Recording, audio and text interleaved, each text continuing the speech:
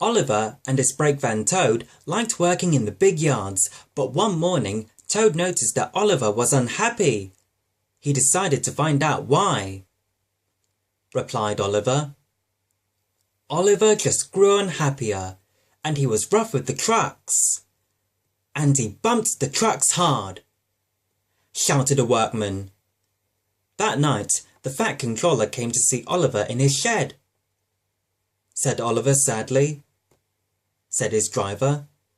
Oliver smiled, but he still felt he let everyone down. His driver took them along the coastal run with the mail train. The sea was calm, and the fresh air couldn't help but brighten Oliver's spirits. They've made good speed until it was time to collect some important mail from Harold the helicopter. They waited and waited. At last, Harold landed.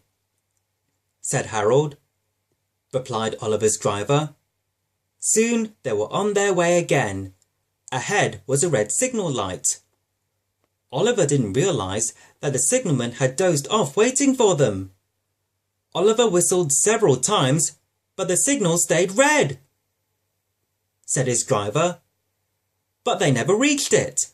The points before the signal box were switched to an old track.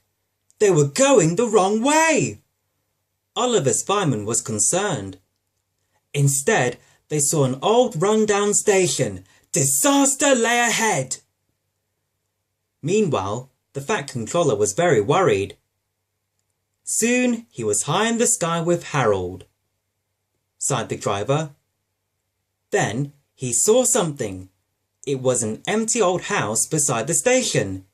He went to inspect it. When he returned, he spoke to Oliver. Sighed Oliver happily.